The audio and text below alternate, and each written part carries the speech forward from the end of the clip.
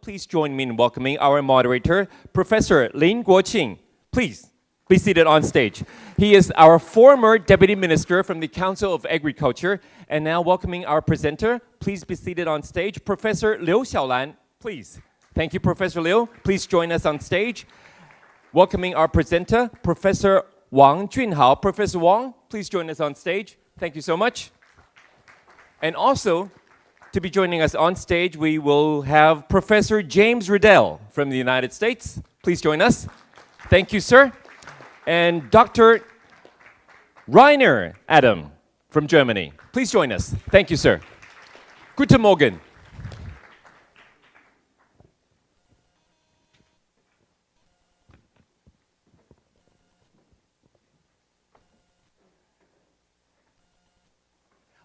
I do this at other forums, so if you don't mind, can we have a photo of your panel before we start?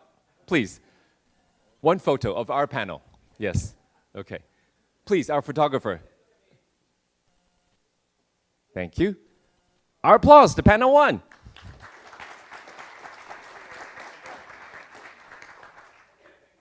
Thank you very much. Thank you. Please be seated. So, ladies and gentlemen, for paper one, please join me in welcoming our presenter, Professor Liu Xiaolan, on the agricultural land conversion. Please.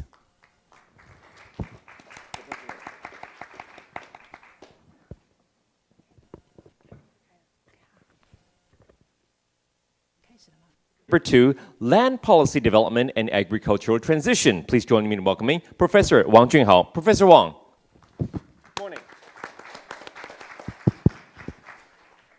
Good morning, ladies and gentlemen. I'm Junhao Wang from National Taiwan University. Today is my great honor to have this opportunity to present the article entitled Land Policy Development and Agricultural Transition. I divide my presentation into four parts. The first one is overview agricultural development in Taiwan. The second one, I will introduce the land reform programs and their socio-economic consequences. We have, according to the official documents, we have 3 stages of land reform since 1949. And the third part, I would like to discuss the paradigm shift in agricultural policy, especially from productivism to multifunctionality. I will select 2 policy cases to introduce the multifunctional agriculture. The final part is conclusion and policy implication. Okay, here is some basic information about Taiwan agricultural sector. Taiwan agriculture is characterized by small-scale family farms. The average farm size is about only 1 hectare. And for the farmers, there are 555 farmers nowadays. The share is about 5% only. And the average age is quite old. It's about 62 years old. Also, such a small-scale farming system in Taiwan faces a challenge of structural problems and trade liberalization, also climate change. Another problem is the food sufficient ratio is quite low. It's about only 31%. Okay, here's more details information about the basic features of agricultural development. As we can see, the cultivated land area and the agricultural population, also the farmers of total employment and the agricultural contribution to GDP declined dramatically over the past half centuries. However, the average farm size stay quite stably, only 1 hectare. So we begin with the first stage of land reform policy. The objective is redistribution of poverty rate and focus more on social equality and stabilities. Several measures also introduced, for example, the rent reduction, on sales of public land to tenants and the land to the tillers. There are also several positive contributions For example, agricultural productivities and farm household income increased. And this is also helped to boost the overall economic growth after war times. And the other consequence is that the self-employed farmers increased to 80% after the first stage land reforms. That also result in shaping a smallholder farming system until nowadays. Here's some official old photos and the documents about the first stage land reforms. So in 1982, the government announced the second stage reforms. The objective is in enlargement of farm size and try to remove the disadvantages of small-scale farming left by first stage land reform. Also, several measures, for example, agricultural land consolidation, encourage different kinds of cooperative farming systems. Also, the government provide long-term preferential loans for farmers to purchase farmland. And the result shows that the participants in the second stage land reform, their farm size increased slightly from about 0.9 to 1.3 hectares. However, another achievement is that the farm mechanization is reached a high point, about 97%. Until the stage 3, the land reform starts in 2009. The objective is similar but not quite the same. We try to improve the agricultural structure, both for the age structure and the farm size structures. We try to foster intergenerational transfer of farm populations. For example, to encourage old age farmers out and recruiting young farmers in the agricultural sector. And this is a quite famous program in Taiwan now called Small Lowland and Big Tenants. The government provides subsidies for the land rent, both for the old age landlords and young tenants. However, the farmland must be leased for a minimum period of 3 years. The resource is quite successful. In total, there are about 14,000 hectares of farmland leased last year. And the average age of the young big tenants is about 42 years. They operate averagely 8.7 hectares. So this is another propaganda for the official propaganda for the SLBT programs. We can see the young farmers with big farm machines on website or Facebooks. We also use the microfilm try to attract the young people to join into the farming career. We also use the comparison between the problem of old farmers and the hope of young farmers on the magazines. So here's more details results of the SLBT programs. We can see that the number of small landowner and rented area in these programs increased obviously. So we now have more younger farmer and larger with larger farm size. So I try to summarize the 3-stage land reform in Taiwan. The second and third stage, we try to remove the disadvantage of first stage land reforms. We try to enlarge the farm size.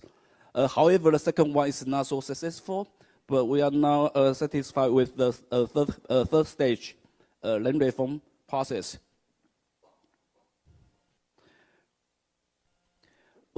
The next part, I would like to introduce a paradigm shift in agricultural policy. We can see the first one, first and second stage of land reform, we focus more on how to increase farm productivities. However, in 1991, the government announced a new concept how agricultural development should be. This is 三生农业.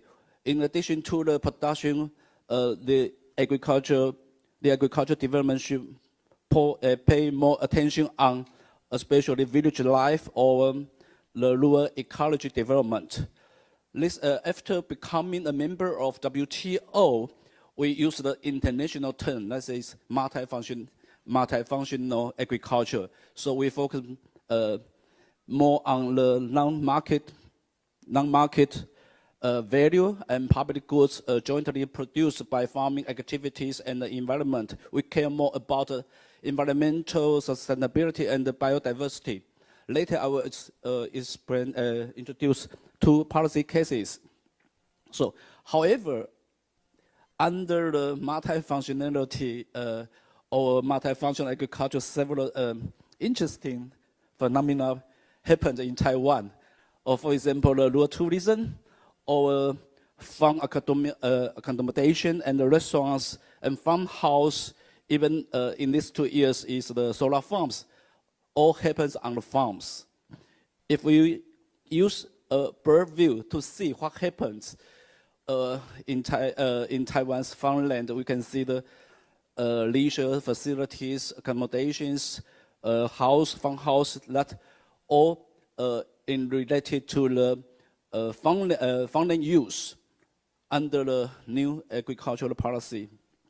So the leisure agriculture program is a special one. That is just like rural tourism or farm tourism. We try to use the countryside combined with agricultural landscape, farming activity, or rural village life, and try to create some new incomes for farmers. So under such program, land use has been changed. For example, construction of specific tourism or recreational facilities, such as accommodation, catering, processing site, or farm shop. That is regarded as legal agricultural use in Taiwan now. So we can see this leisure farms is everywhere in Taiwan. This is a spatial distribution. The problem is farmland under the leisure agriculture policy is not anymore a food or the agricultural production base. It is more likely to be recreational resources for urban tourists. However, leisure agriculture and farm tourism has indeed improved the rural economy and landscape significantly, as well as create lots of local business and specialities. Another policy case is health for agriculture, which introduced in 2007. They put more attention on environmental friendly farming systems, also the food safety. There are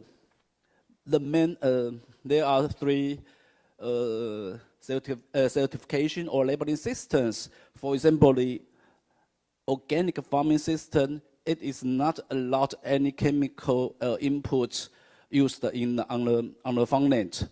And the other three is traceable agricultural products and the GAP, good agricultural practice. These two certification systems follow conventional farming methods, but under special consideration of environmental quality and food safety.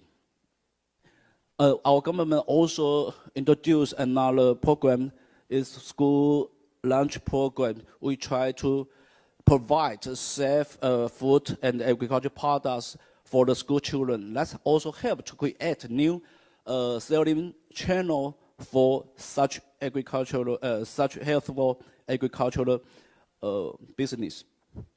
Here we can see the health for agricultural development. We can see not only the farming area, but also the all producers groups and the number of farmers increase slightly, but always upward to increased. Only except 2007. This year is the government tried to use the traceability system instead of the GAP system. Okay, so I come to the conclusion and policy implication. For Taiwan, I think the success of Taiwan's land reform happens under extraordinary circumstance. And the land reform is not a solution for socio-economic problems of agricultural and rural development. Several negative consequences are often overlooked. And besides, the land reform I will suggest that should be a dynamically rearranged process to rearrange rules, institutions, and rights that access to land or control over land or how to use land resources. But Taiwan land reform experience, I think, is by nation the case for lost country with small-scale farming systems. Especially, we have three stages land reform that reflects how the agricultural development and how the farmland should be used.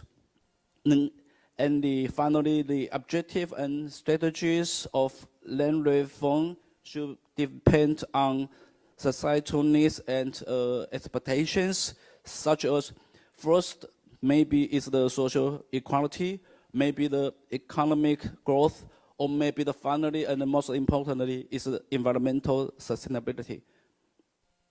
Thank you for your listening. And we thank you, sir. Thank you, Professor Wang. That was paper 2, Land Policy Development and Agriculture Transition. And now, ladies and gentlemen, please welcome our moderator, our chair of panel 1. He is our former Deputy Minister from the Council of Agriculture.